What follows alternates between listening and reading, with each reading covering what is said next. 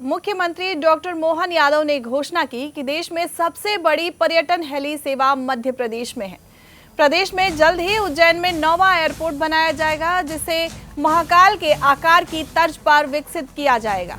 मध्य प्रदेश के 70वें स्थापना दिवस के अवसर पे शनिवार के दिन प्रदेशवासियों को एक बड़ी सौगात मिली। मुख्यमंत्री डॉक्टर मोहन यादव ने राजधानी भोपाल से प्रदेश की पहली पीएम श्री हवाई पर्यटन हेलीकॉप्टर सेवा की शुरुआत की घोषणा की। ये सेवा प्रदेश के प्रमुख पर्यटन, धार्मिक और प्राकृतिक स्थलों को आपस में जोड़ने का कार्य करेगी।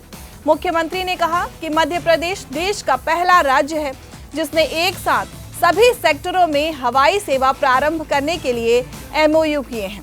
उन्होंने ये भी कहा कि अब VIP से लेकर के आम नागरिक तक हवाई यात्रा का लाभ ले सकेंगे। इससे न केवल लोगों का समय बचेगा, बल्कि पर्यटन और आपात सेवाओं को भी नई गति मिलेगी। अपनी ओर से हेली सर्विस की पूरे प्रदेशवासियों को, देशवासियों को बधाई।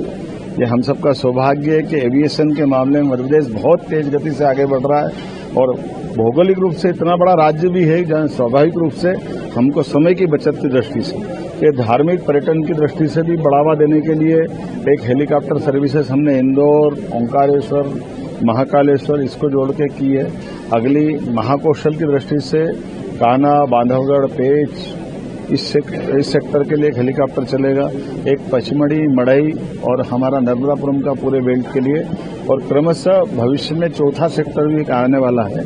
तो हेलीकॉप्टर सर्विसेज 20 तारीख से चलेगी, लेकिन आज हमने अपने स्थापना दिवस को अमर बनाने के लिए औपचारिक रूप से उसका उद्घाटन आज ही किया है। और सुविधाएं बहुत सारी मिल रही है, रीवा से इंदौर, रीवा से दिल्ली। एविएशन पॉलिसी में BGF के आधार पर हमने सभी प्रकार की कंपनियों को निवेश के लिए आकर्षित किया है। आइए हमारे साथ जुड़िए और इन व्यवस्थाओं के आधार पर हम जब पर्यटन की इन सारी आवागमन की सुविधाओं को दे रहे हैं, इसके कारण से कई प्रकार के रोजगार के अवसर हमारे राज्य में खड़े होंगे। हमारी पुरातत्व की ऐसे कई पुरातत्विक महत्व के स्थान या धार्मिक महत्व के स्थान या प्राकृतिक सौंदर्य के स्थानों से लोगों का जोड़ करके रोजगार हमारे लोगों को मिले, हमारी समृद्धि से लोग परिचित हो, इस नाते से इनको प्रयोग किया गया। मेरी अपनी ओर से कल्चर मिनिस्ट्री को ये नई सुविधा देने के लिए बधाई।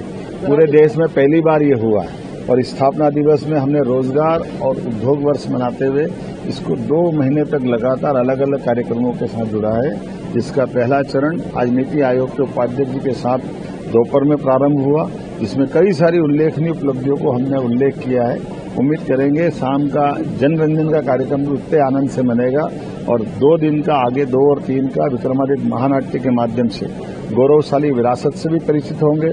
और अद्भुत प्रदर्शनी लगी है जो हमारे सभी सेक्टर को जानने के लिए वो अपने आप में पर्याप्त रहेगी। मेरी अपनी ओर से बधाई।